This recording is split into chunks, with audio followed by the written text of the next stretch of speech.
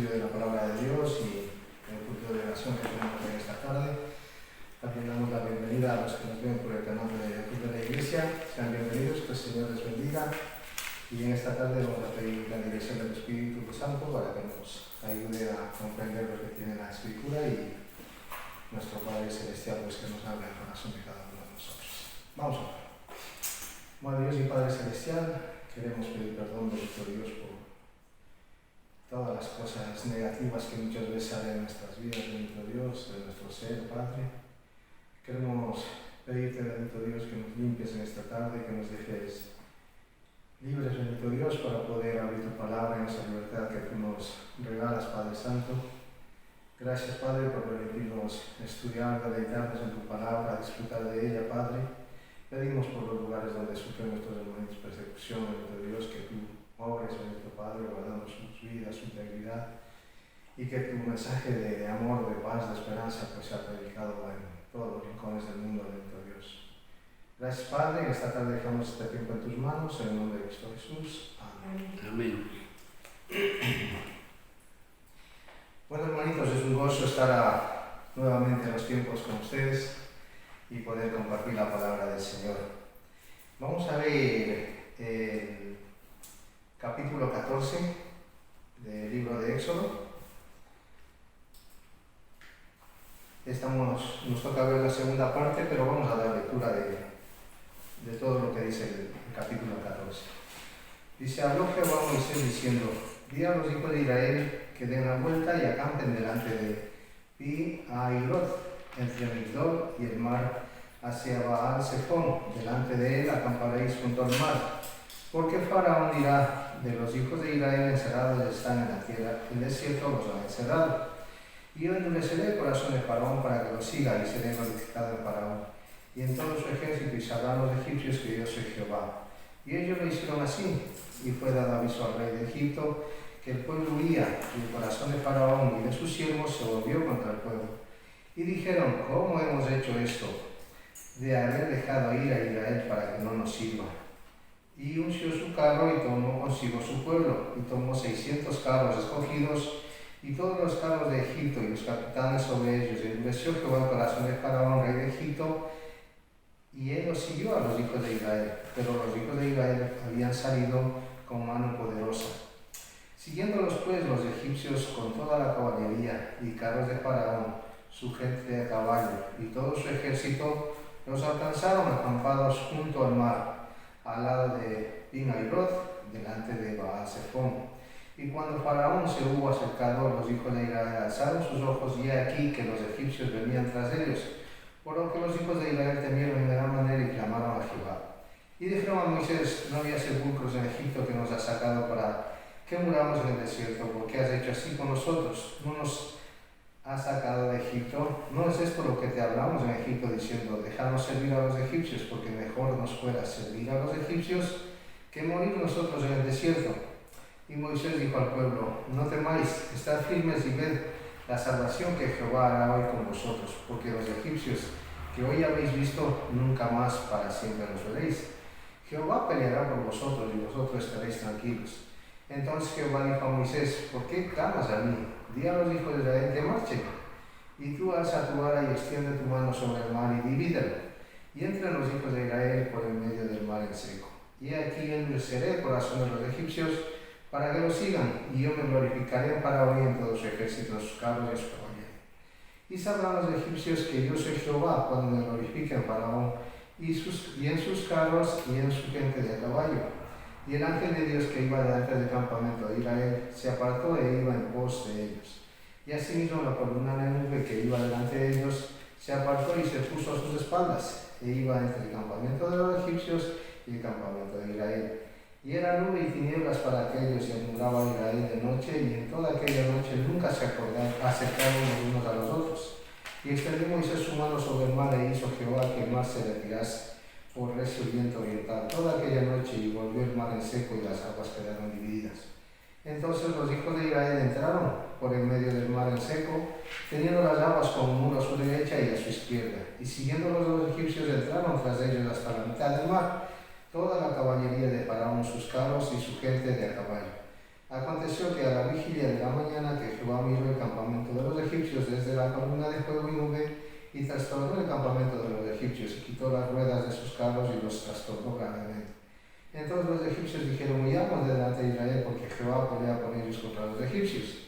Y Jehová dijo a Moisés: extiende tu mano sobre el mar, para que las aguas vuelvan sobre los egipcios, sobre sus carros y sobre su caballería.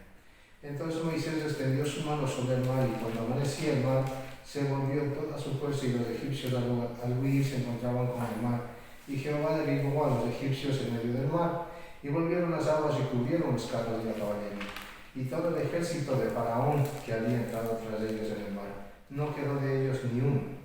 Y los hijos de Israel fueron por el medio del mar en seco, teniendo las aguas por muro a su derecha y a su izquierda. Así salvó Jehová aquel día a Israel de la mano de los egipcios, e Israel vio a los egipcios muertos a la orilla del mar. Y vio Israel aquel grande hecho que Jehová ejecutó contra los egipcios, y el pueblo temió a Jehová, y creyeron a Jehová y a Moisés su siervo. Hemos dado la lectura de todo el capítulo para recordar un poco lo que habíamos ya estudiado, ¿no? Recordemos que Faraón se enfadó porque el pueblo de Israel iba creciendo. Era un mandato de Dios que el pueblo pues se multiplicase. Y lo que hizo Faraón fue pues matar a los niños que iban naciendo, ¿no? Para que el pueblo no se multiplicara. Y eso iba en contra de lo que Dios quería para el pueblo de Israel, ¿no? Dios quería que se multiplicara. Entonces, hemos llegado a esta parte cuando Dios desata su creación, ordena su creación, utiliza su creación para sus propósitos divinos, ¿no? Y como hemos visto ya muchas veces en muchos estudios anteriores, en la creación en Génesis, en el capítulo 1, podemos ver que en el versículo 31 dice que Dios que todo lo que había hecho era bueno, ¿no? Y dice la palabra de Dios que era bueno en gran manera. Vamos a ver ese pasaje. Génesis capítulo 1, versículo 31. Dice: y vio Dios todo lo que había hecho, y aquí que era bueno en la manera, y fue la tarde y la mañana del día sexto. Y vemos aquí que todo lo que vemos, todo lo que escuchamos, todo lo que sentimos, lo creó el Señor. Y que dice que era bueno y en gran manera. Como hemos visto hasta ahora, el hombre, el ser humano, el ser racional, comúnmente como se lo llama, es el que hace que lo que Dios ha creado sea malo. ¿Por qué digo esto? Porque, por ejemplo, Dios creó las plantas, ¿verdad? Creó la coca. ¿Y el hombre para qué utiliza la coca? Para hacer drogas, para hacer daño, para el hombre. Y a través del hombre, Satanás está utilizando este medio para esclavizar a la gente en la drogadicción. Otra planta que creó Dios es la marihuana, que también la gente utiliza para hacer daño, ¿verdad? Entonces, como digo, el hombre es el que se encarga de hacer que las cosas que creó Dios, que eran tan buenas, ahora se vean como que son malas. Por eso, por toda esta maldad, por todo lo que el hombre quiso desobedecer a Dios, vino el juicio de Dios en el tiempo de Noé, ¿no? En el tiempo de Noé vino el juicio y el castigo en los tiempos de Noé, cuando las personas, que dice la Escritura, se corrompieron en gran manera. Dios, cuando creó, dice que todo era bueno en gran manera, incluso el hombre era bueno en gran manera, ¿no? Pero vamos a ver qué es lo que dice nuestro amado Dios en Génesis capítulo 6.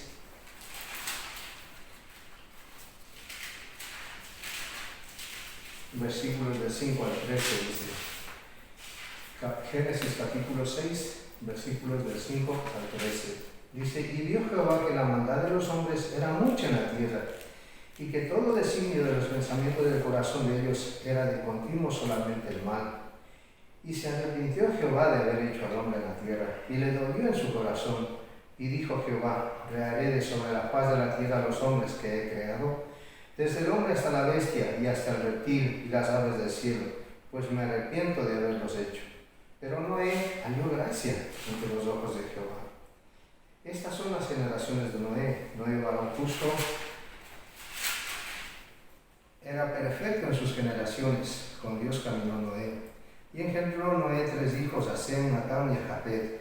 Y se corrompió la tierra delante de Dios, y estaba la tierra llena de violencia.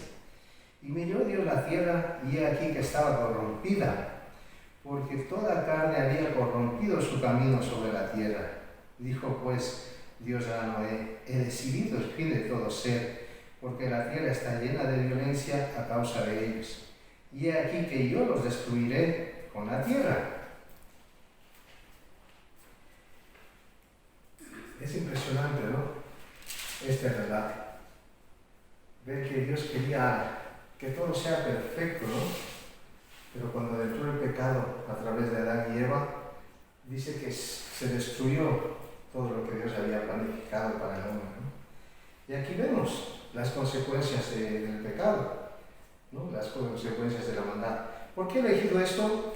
Porque el corazón de Faraón estaba igual que en los tiempos de Noé, ¿no? Se había corrompido, se había dañado, ¿no? Y él solamente pensaba en hacer mal al pueblo de Israel. Pero vamos a ver, el versículo 17 al 22 dice: y fue el diluvio 40 días sobre la tierra, y las aguas crecieron y alzaron el arca, y se elevó sobre la tierra, y se subieron las aguas y crecieron en gran manera sobre las tierras. Y flotaba el arca sobre la superficie de las aguas, y las aguas subieron mucho sobre la tierra, y todos los montes altos que había debajo de todos los cielos fueron cubiertos. 15 codos más altos subieron las aguas después que fueron cubiertos los montes. Y murió toda carne que se mueve sobre la tierra, así de las aves como de ganado y las bestias, y de todo reptil que se arrastra sobre la tierra y todo hombre. Todo lo que tiene aliento de espíritu de vida en sus narices, todo lo que había en la tierra murió. Así pues fue destruido todo ser que vivía sobre la faz de la tierra, desde el hombre hasta la bestia, los reptiles y las aves del cielo, y fueron raídos de la tierra, y quedó solamente Noé y los que con él estaban en el arca. Como vemos aquí, es donde empieza el juicio a través del agua, el juicio de Dios, ¿no? Y como hemos visto en la lectura también, ¿cómo fue el juicio de Dios contra Faraón? Pues también a través del agua. Entonces, ¿cómo vemos aquí actuando, ¿no? La naturaleza de Dios con su creación, utilizando lo que Dios mismo había creado para destruir lo que Dios mismo había creado, ¿no? Entonces, ¿qué dice aquí la palabra de Dios? Que Noé halló gracia delante de los ojos de Dios, ¿no? Entonces vemos que Dios no es como nosotros, no es malo, sino que dice que Dios miró la maldad que había, cómo se había corrompido la tierra, ¿no? Y dice que no halló gracia delante de Dios. ¿Por qué? ¿Porque era rubio, era más guapo? No. Porque muchos lo ignoraron a él como creador. Porque era temeroso de Dios. Dice, Noé halló gracia delante de Dios, ¿no? Entonces vemos aquí Dios desatando su creación para cumplir su juicio, ¿verdad? Cuando el profeta Elías y Eliseo cruzaron el Jordán en tierra seca, en todas estas historias Dios está estableciendo un patrón. Y vamos a ver qué nos dice en Isaías capítulo 43, versículos 16 al 19.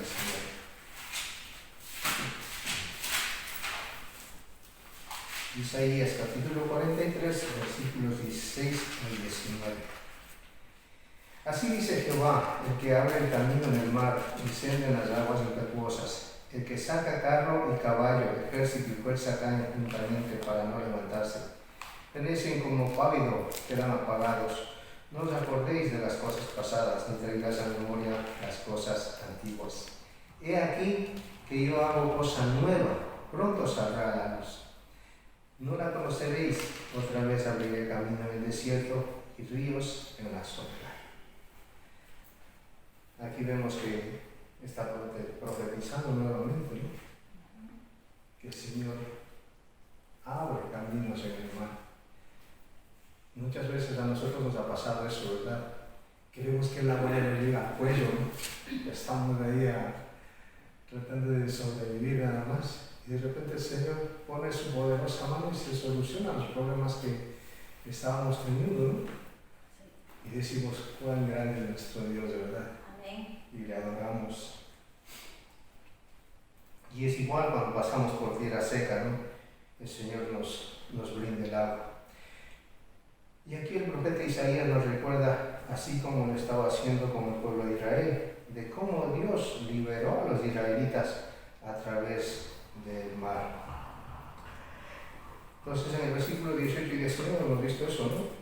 Es lo que dice que Faraón pues, fue consumido por el agua, ¿no? Con todos sus caballos, con todos sus carros, ¿no? Y nos da eso ánimo a cada uno de nosotros, saber que servimos a un Dios todopoderoso, un Dios de amor, un Dios que nos está cuidando en todo momento, ¿no? Y aquí en el versículo 18 y 19 dice que se olviden de eso, de todo lo que ha pasado. Pero nosotros lo recordamos porque es para nuestro diario caminar, ¿no? Pero a ellos nos dice que se olviden, ¿por qué? Porque Él hará nuevamente más grandes y mejores proezas, ¿no? Isaías habla una y otra vez sobre el nuevo éxodo que vendrá. Y por que no tenemos mucho tiempo, pues si alguien quiere los pasajes, que me lo pida. Tenemos en Isaías capítulo 4, versículos 5 y 6, Isaías 11, versículos 15 al 16. Estamos en Isaías, vamos a ver por lo menos un par de ellos. Estamos en 43, vamos al 35.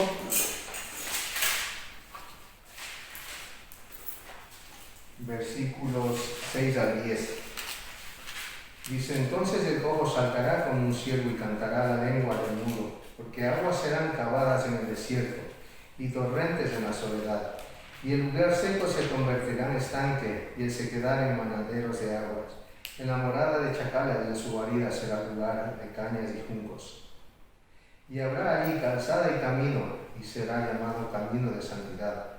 No pasará inmundo por él, sino él mismo estará con ellos. El que anduviere en este camino, por torpe que sea, no se extraviará. No habrá allí león ni fiera subirá por él, ni allí se hallará para que caminen los redimidos. Y los redimidos de Jehová volverán y vendrán a Sión con alegría y gozo perpetuo. Será sobre sus cabezas y tendrán gozo y alegría. Huirán la tristeza y el gemido. Capítulo 40.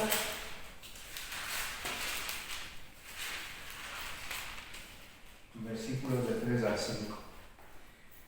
Dice, vos que claman en el desierto, preparad camino a Jehová, enderezad calzada en la soledad a nuestro Dios. Todo valle sea alzado y bájese todo monte y collado. Y lo torcido se enderece y lo áspero se allane. Y se manifestará la gloria de Jehová, y toda carne juntamente la verá, porque la boca de Jehová ha hablado. Como dijo el Señor, puede orar en gran manera, ¿no? También de esto habla Jeremías. En Jeremías capítulo 31,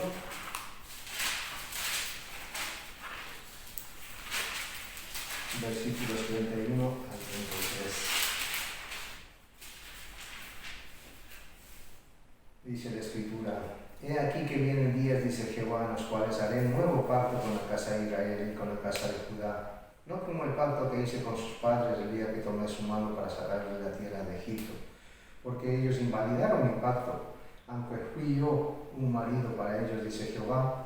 Pero este es el pacto que haré con la casa de Israel después de aquellos días, dice Jehová. Daré mi ley en su mente y la escribiré en su corazón, y yo seré a ellos por Dios, y ellos me serán por pueblo. Y eso pues lo estamos viendo, ¿no? Y como ya he dicho, siempre pongo ejemplos iglesia de Ecuador, ¿no? Que gente adulta, y eso pues mi hermanita Paqui también la debe haber vivido, ¿no? Gente adulta que no sabe leer, que no sabe escribir, le dicen, por ejemplo, Juan 3:16, lo dicen de memoria, ¿no? La ley de Dios escrita en sus corazones. El día de domingo, en la predicación, pregunté a los jovencitos si alguien sabía qué es lo que dice la Biblia en Éxodo capítulo 20, versículo 12. Nadie dijo. Y es un versículo que todos los jovencitos tienen que saberlo, porque nosotros siempre estamos enseñando eso, ¿no? Sino que ahora, no sé, ¿qué es lo que pasa? Que muchos no quieren retener la ley de Dios en sus corazones, ¿verdad?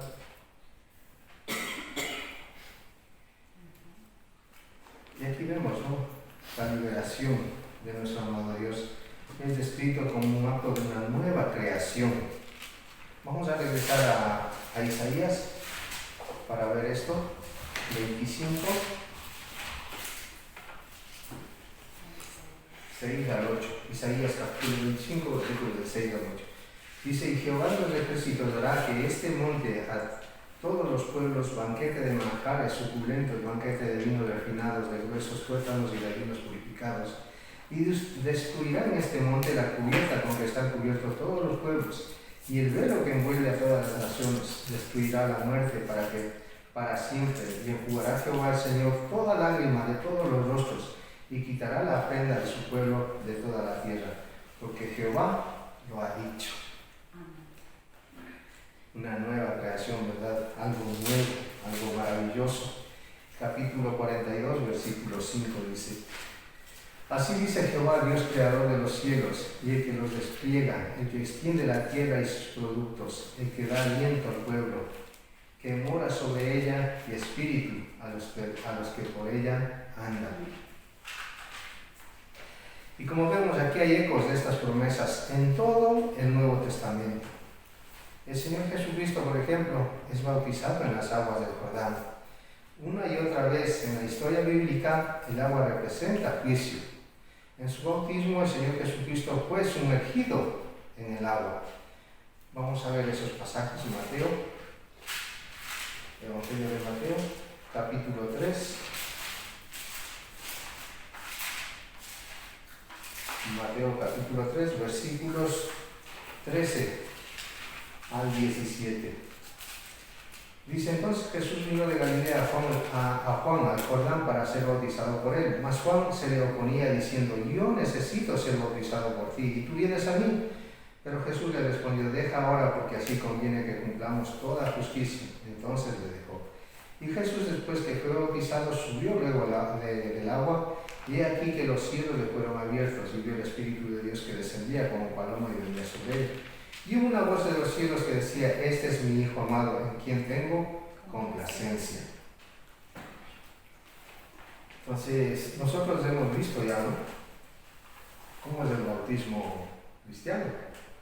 No es que solamente le mojan la coronita o la frente, ¿no? Se sumerge completamente en el agua. Y ahora vamos a ver por qué es eso. Hay que sumergirlo completamente en el agua. ¿Será porque hermano Pastor Salvador, hermano Juan, hermano José se han inventado esto? No, ¿verdad? Dice, las aguas del juicio rodearon al Señor Jesucristo. Y vamos a ver por qué digo esto. Romanos capítulo 6.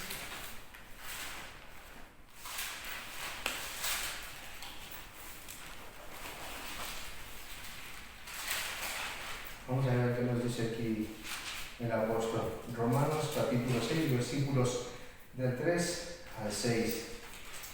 Dice, ¿o no sabéis que todos los que hemos sido bautizados en Cristo Jesús, hemos sido bautizados en qué dice? En su muerte. Porque somos sepultados juntamente con Él para muerte por el bautismo, a fin de que como Cristo resucitó de los muertos por la gloria del Padre, así también nosotros andemos en vida nueva. Porque si fuimos plantados juntamente con Él en la semejanza de su muerte, así también lo seremos en la de su resurrección. sabiendo esto, que nuestro viejo hombre fue crucificado juntamente con él, para que el cuerpo del pecado sea destruido, a fin de que no sirvamos más al pecado. Entonces, ¿qué simboliza el sumergirse dentro del agua? Es la muerte a la vida vieja, ¿verdad? Morir al yo. Y que dice que cuando salimos representa una nueva vida, ¿verdad? Y es lo que dijo el Señor Jesucristo, ¿no? Que debemos nacer de nuevo, ¿verdad? Cuando el Señor Jesucristo fue llevado a la cruz, la tierra dice que fue cubierta de oscuridad.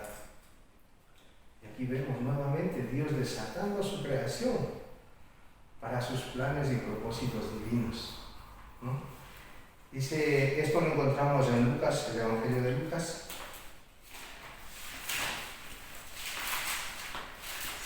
Capítulo 23.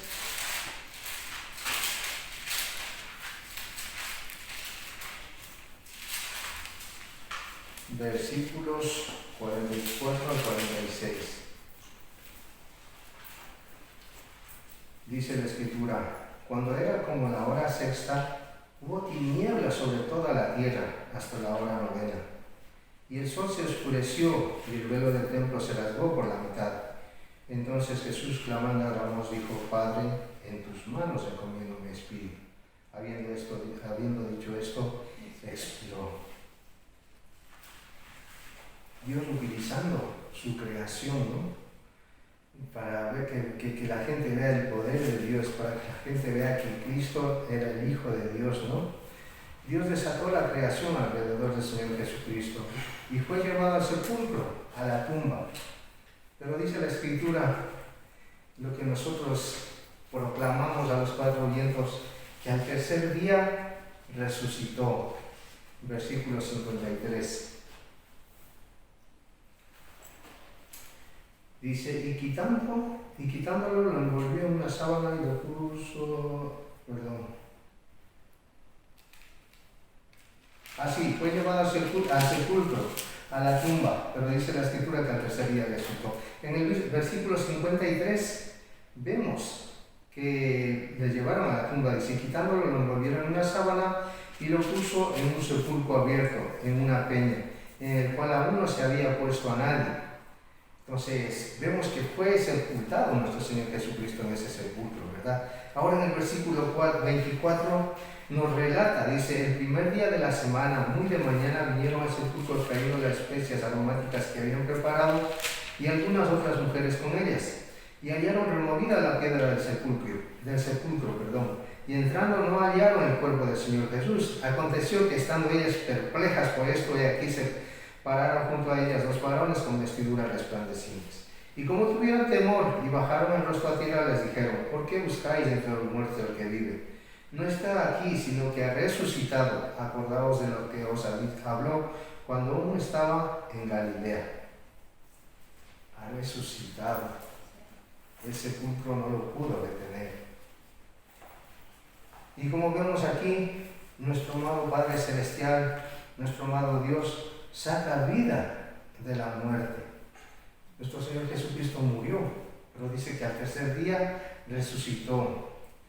Salvación del juicio. Cuando Dios decidió destruir a toda la humanidad, salvó también a Noé y a su familia, ¿verdad? Entonces, juicio y salvación nuevamente. Vemos ahí, ¿no?